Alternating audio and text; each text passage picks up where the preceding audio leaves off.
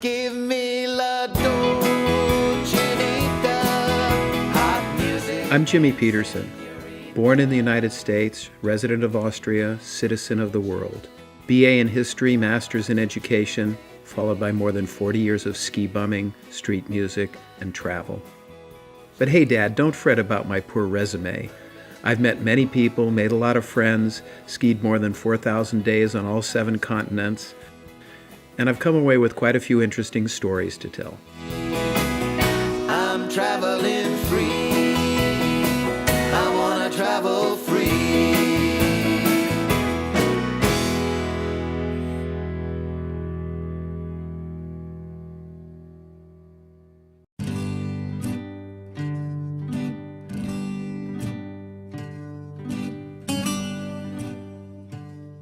In this day and age when the large and famous ski resorts of the world are ever more crowded, and an increasing number of people are tracking up the powder as a result of the wide big mountain skis that make skiing off-piste so easy, there are still a number of locations where one can get off the beaten track and find some solitude as well as powder. One of my favorite such destinations is Greece. Since the 21 Greek ski resorts are relatively unknown outside of Greece itself, there are almost no foreigners, and relatively few local people ski midweek. This is definitely a country where one can escape the rat race. The financial crisis has certainly also taken its toll on the Greek ski industry. The lifts are generally outdated, and of all the ski resorts, only Cala Rita is currently profitable. Yet when it comes to heart and soul, the Greek people rate 5 stars. Greece is a land of empty pocketbooks, old and broken lifts, but big and warm hearts. The Greeks are among the friendliest people on the planet, and their hospitality alone is reason enough for a visit. Their life philosophy is quite similar to that of an old ski bum like me. They do not live to work, they work to live. That is to say that their leisure hours, family time, good food, wine, music, and dance are often a higher priority than money. In Nikos Kazantzakis' immortal novel, Zorba the Greek, Zorba gives one of his many little lessons in philosophy. Dance? Did you say dance? Come on, my boy. I carry on as if I should never die, and I carry on as if I was going to die any minute, Zorba tells his friend. Zorba is a larger-than-life character who lives a full 60 seconds in every minute. He's a lover, a musician, a dancer, an adventurer, a dreamer, and much more. He has a life-affirming, passionate, devil-may-care, live-for-today philosophy, and in some ways he symbolizes the Greek spirit. Perhaps it's been just those priorities that led the nation down the path toward their financial meltdown. Be that as it may, I was not looking for an investment partner. I was going on a ski trip, and Greece was my well-thought-out destination. My partner for this adventure was Klaus Arpia. Any trip with Klaus is bound to be fun and funny, regardless of whom else we might meet. He's been my close friend for 35 years, and there's never a dull moment when he's around. He found his true calling when he began working as the McDonald's clown, Ronald McDonald, performing balloon tricks and singing for small children all over Finland. While he no longer works in that capacity, he's an unintentional clown in real life. He's a spontaneous bundle of combustible energy that's always walking a tightrope between hilarity and disaster. On the slopes, he's a great skier, but often presses his limits and ends up in the hospital. Economically, he's a complete mess, who rarely can make ends meet, but prefers to live in freedom and financial insecurity rather than return to a 9-to-5 existence. With the ladies, he's an impetuous charmer who at any moment might be rewarded with a kiss or a slap, and in all circumstances, he's an accident waiting to happen. For me, he's a best friend and a great ski companion. And for everybody he meets, he's an ambassador of laughter. Come to think of it, he bears a marked resemblance to Zorba in both appearance and life's philosophy. Klaus was the perfect companion for this trip. Our first stop was Cala Rita. You might not think southern Greece to be a likely location to find powder, but you would be wrong. Not only was it snowing hard as we arrived, but the town was not inundated with ski bums and powder hounds, despite the fact that the prices cater to ski bums. 30 euros a day for a room with breakfast and a lift pass. It was even snowing down in the village at an elevation of 750 meters when we arrived.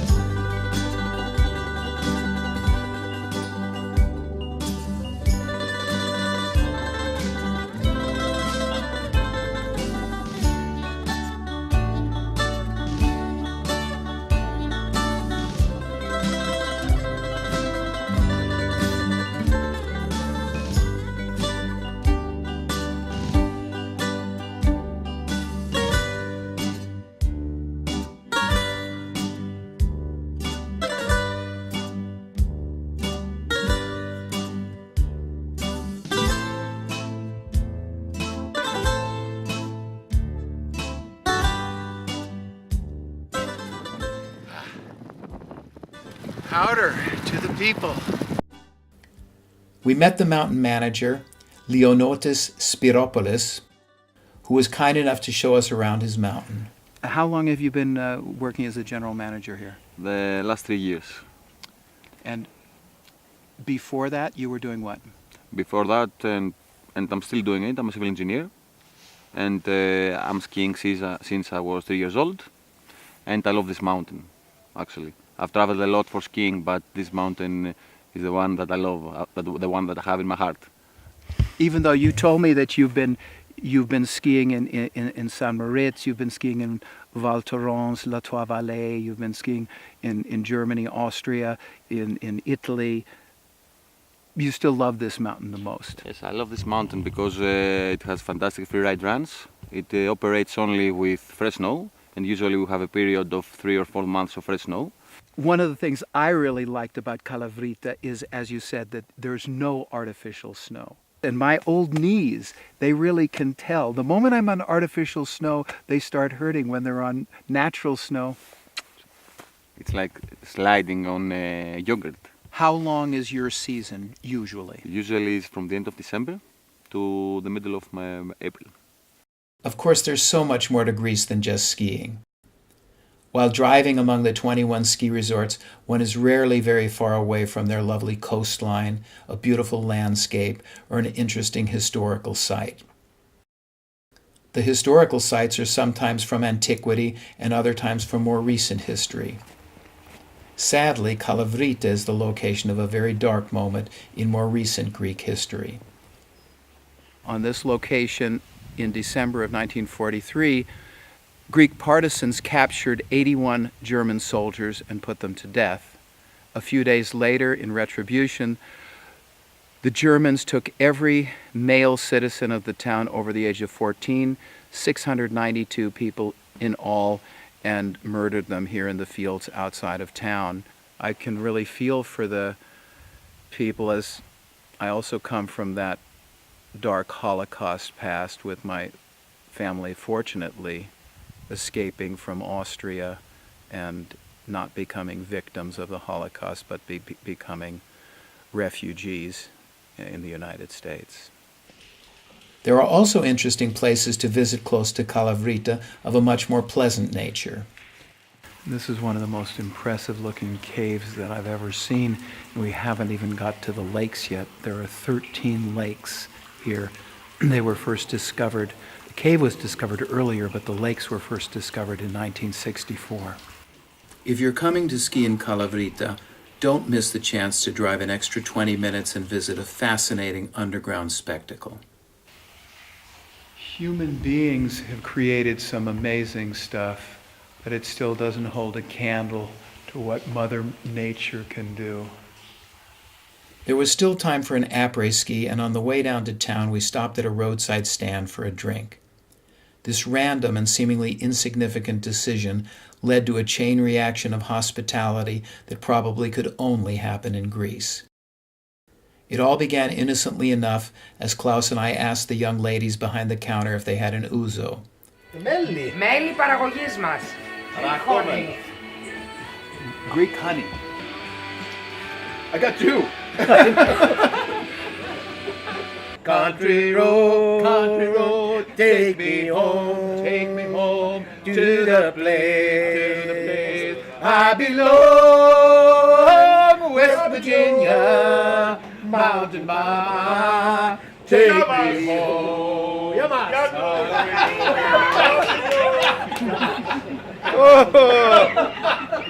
So we had this amazing after-ski, our first after-ski in Greece, and these two lovely ladies, they gave us free drinks, then they gave us free food. Which is good news. And then one of the other guests, this local guy, he was so enthralled with our enthusiasm and our singing for the ladies that he's invited us to his home for I don't know what. But this is what life is all about. This is the adventure, the spontaneity, and there's no place in the world that spontaneity and hospitality is better than Greece. Oh, liver. That's my favorite. This is the home. Oh my God! What can I say?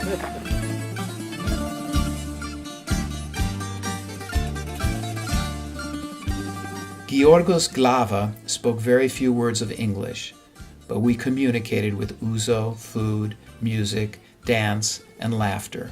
This is an amazing, this is a ski bum meal.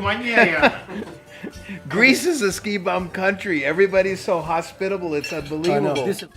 After dinner he put on some Greek music, and soon we were all dancing around the room like Zorba. It was all rather surrealistic, as if we had stumbled into a Fellini film. It was hard to imagine that this was the same day that we had skied powder for much of the day. And it was still our first day in Greece.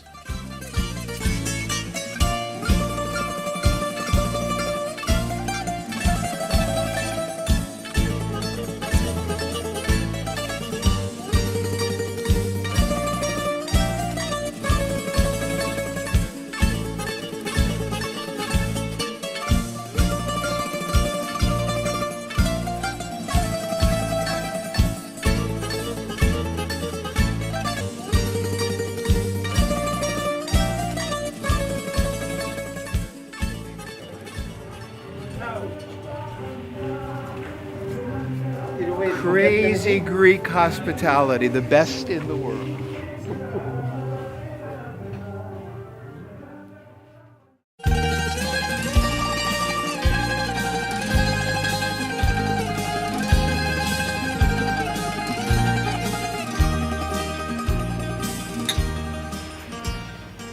This is the way a ski day should start. View of the Mediterranean, the slopes are 40 kilometers away, and we've got some ouzo and Greek coffee.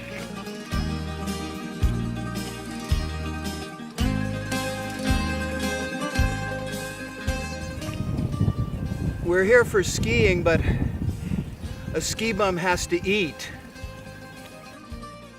Our attempt at fishing didn't produce any results, so we decided to make a purchase from a local fisherman before heading up to the slopes. Oh, had I mentioned that Klaus was an accident waiting to happen? Well, he leaned his skis up against the boat, and the next thing I knew we were fishing for skis. I went down by the fishing hole, and I sat down with my fishing pole. Some grabbed my hook, and they got my bait, and it jerked me out in the middle of the lake. Some jumped, I got sunk, baptized on a credit. Fishing down on the muddy bank, I felt a pull and I give a big yank. I hauled out 3 old rubber boots and a Ford radiator and a Chevrolet coupe. Handed in for national defense.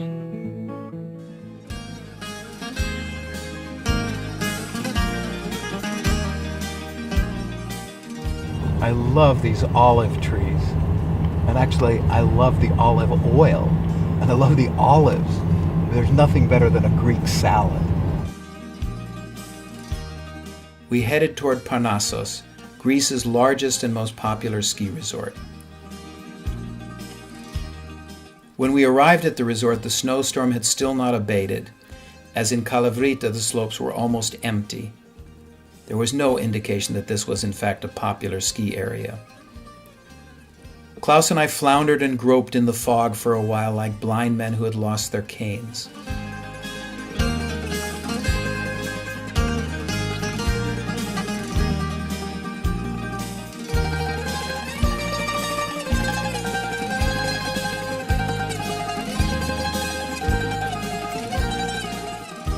But we soon again ran into some spontaneous Greek hospitality in the form of 6 mountain guides who, as a result of the financial crisis and the bad weather, had no clients. They were happy to guide us around their mountain for the rest of the day. In between runs in the powder, we discussed Greece's difficulties, the 25% unemployment rate, the 33% of their countrymen who had dropped below the poverty line, and the austerity measures imposed upon them by the European banks.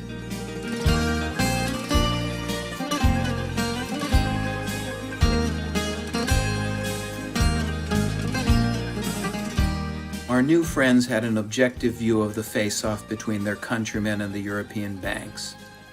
The Greek people had forever lived above their means, the government had lied about their economic data, and the European Union and banks had known full well that the data was falsified, but welcomed Greece into the Union for reasons that would benefit themselves.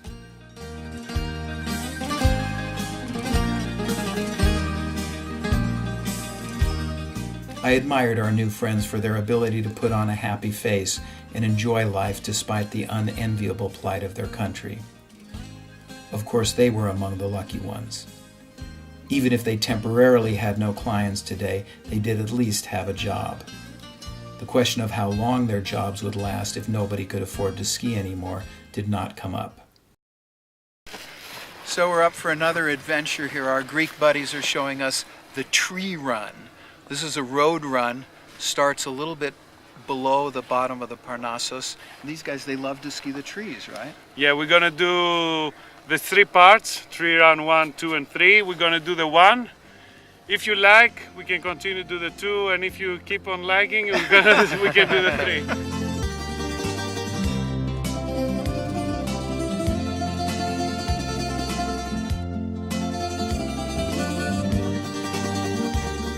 And I think we're gonna get first tracks, eh? Do you see any tracks? No. Yeah. This is, we need to take 1 zip before Yes. we go in, Yes. eh?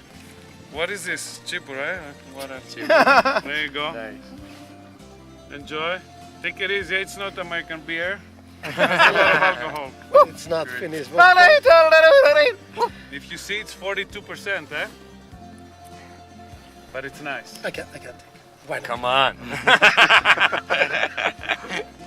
The great thing about skiing is, we have Greeks, we have a Finn, we have an American, but that doesn't matter, we're all ski bums.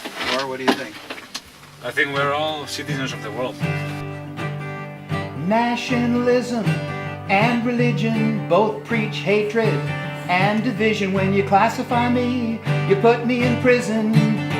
I'm just a human being. I don't like to think of myself as American or Russian or anything else. I'm not Chinese, Greek, French, or Welsh. I'm just a human being. The system tries to box us in with passports and IDs, Social Security and person numbers. Show me your papers, please. Occupation, nationality, age, and race. Fill in the blank, check the box. We'll put you in your place. We're being brainwashed to think of ourselves as in the little blackened box that we know so well. I'm a white, blue-collar American man. And who the fuck are you, man? And who the fuck are you, man? I'm just a human being. Unfortunately, we had to depart from our newfound friends as the next stop on our road trip beckoned. On the same mountain as the ski resort is the ancient city of Delphi. This cone-shaped rock was supposedly thrown down by Zeus to find the center of the universe, which according to the Greeks was here.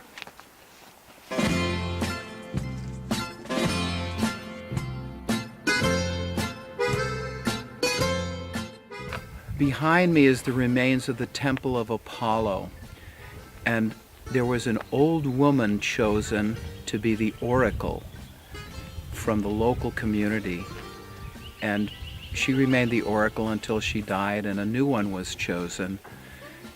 There were fumes coming out of a crevasse somewhere near here, and it's thought that she got high on these fumes and she kind of ranted and raved, and then the priests translated what she said into predictions.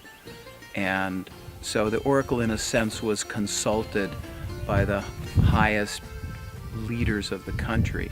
And this was most prevalent from about 586 before Christ for about 500 years. It didn't happen during the winter.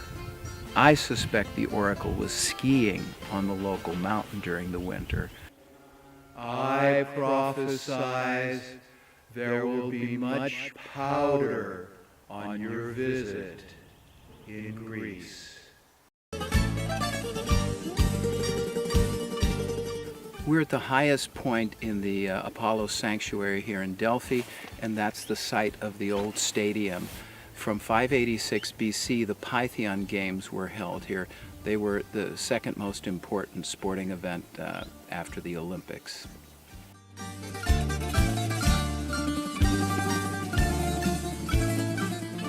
From Delphi, it takes about 3.5 hours to drive to the town of Cala in a region known as Meteora. I visited more than 90 countries, and Meteora is one of the most spectacular places I've ever seen in this world. It's a place where the wonders of Mother Nature meet the amazing things that man have created.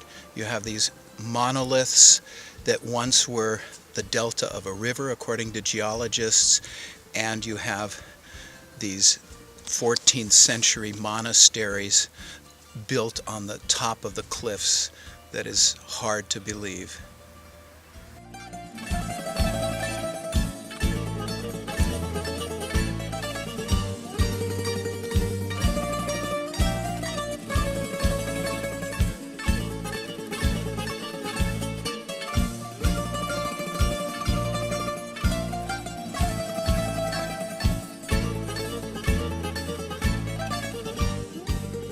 We're here at the Varla Monastery, one of the 6 active monasteries left in Meteora. There were originally 24 monasteries. They were built in the 14th century, and up until the 1920s, there was no staircase like this. They hauled the monks and they hauled the food and everything they needed up and down with a rope and a big net, and the rope was hung over a pulley wheel. According to the history, they used the rope always until it broke, and then they got a new rope. So, you were a little bit in the hands of God, whether you made it up in the net or not. I'm not so sure if I would want to trust in God that much, but these were religious people.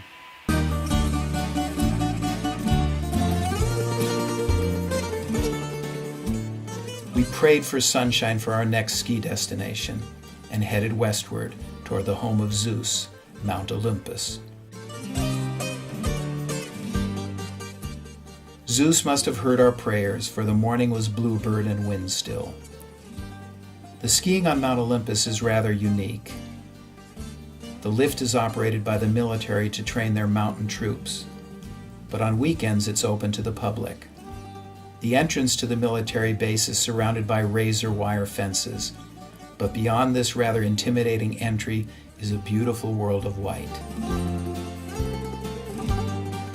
We showed our passports to a soldier at the entry gate and signed in. From there we had to hike about 20 minutes to reach the lower of 2 drag lifts. You might think that a 20-minute walk is a bit inconvenient, but use of the ski lifts is free of charge. I've skied in 74 countries, but that was a first. The warming hut served coffee, water, and candy bars, and that was it. This was definitely a bring-your-own-picnic ski hill. A group of soldiers were apparently getting their first ski lesson. Hopefully for them, they won't get into a war against Switzerland anytime soon. Despite the perfect weather and the world's best price, we were almost alone on the pistes. It's a long way to Mount Olympus. It's a long way to go. It's a long way to Mount Olympus, to the sweetest snow I know. Goodbye, Saint Anton. Farewell, Val d'Isère. It's a long, long way to Mount Olympus. Powder waits there. You can understand why the Greeks thought that the gods lived here. It's a spectacular place on a day like this with no clouds in the sky. We didn't have to pay anything, but for a ski bum, a free day of skiing, that's always top of the list. Our wonderful road trip was passing all too quickly. We were heading for our final destination, the village of Parnassus and the nearby ski resort of Veloute. We checked into the Helvetia Hotel, which means Hotel Switzerland. It was a cozy 3-star establishment with a fire crackling in the stone fireplace in the lobby and spacious, comfortable rooms. Behind the reception counter hung a portrait of a man, Georgos Matsousa, the late founder and longtime proprietor of the hotel, which had been built in 1966. It was high season, there was lots of snow, and the rooms cost a mere 20 euros a night with breakfast, but the hotel was basically empty. The low price came with a catch. Much of the lobby was darkened as they were saving money on electricity. Derek Marsena, the manager of the hotel, painted a bleak picture of the current situation. How many rooms do you have here? There are 75 rooms at the hotel, but now we have only 5 that are occupied. And we're in one of those Yes. 5 rooms. From what I understand, it wasn't always so. It used to be much more full. Is that right? Before the financial crisis? Yes, before the 2009, it was almost full all of the year. We're sitting here in the lobby by the fire because we need some warmth, and they're saving money on heating. So the heating is turned off now in the lobby because there's only 5 rooms occupied. Let's say 2009, when we went to Parnassus, 1 liter was 30 cents, and now it's 1 euro. For the heating oil. Yeah. The following day we sampled the skiing in Veloute.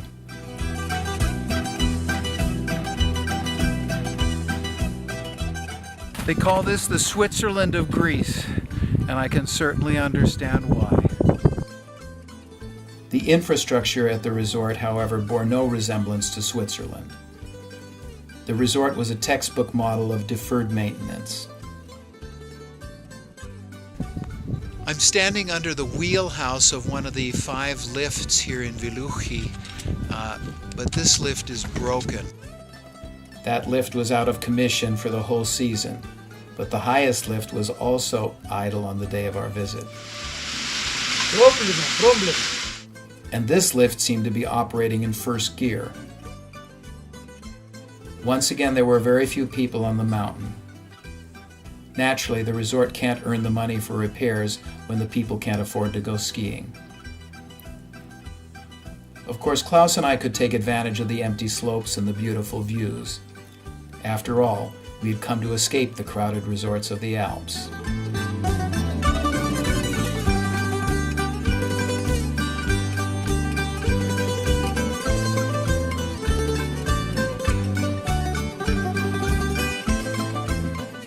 It was our last day in Greece, our final few runs on the empty slopes. We were working up a good appetite for our final taste of the scrumptious Greek cuisine and one last evening out. White wine. Yeah, but you have Retsina wine? No Retsina? I love Greek food. They have great meat and they have great fish. It melts in your mouth.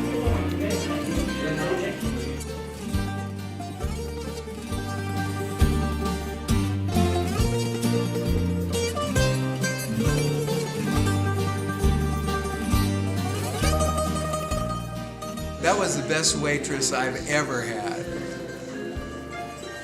I couldn't help but wonder if it was fair and just that my little waitress and perhaps her children should suffer for years to come for the poor decisions of her parents' generation. Klaus and I left the small restaurant and went to a local taverna, where the bouzouki player and guitarist were in good form and the patrons were in full swing.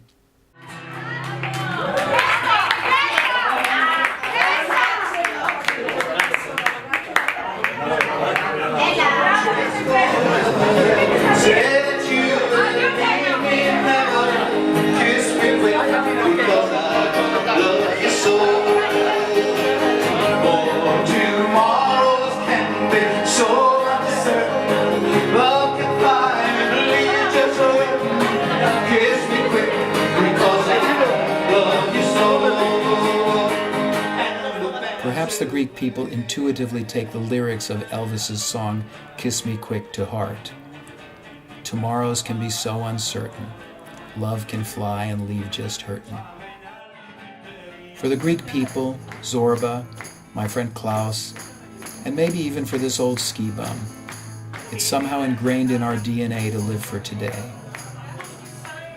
Drink, dance, and love, for there may be no tomorrow.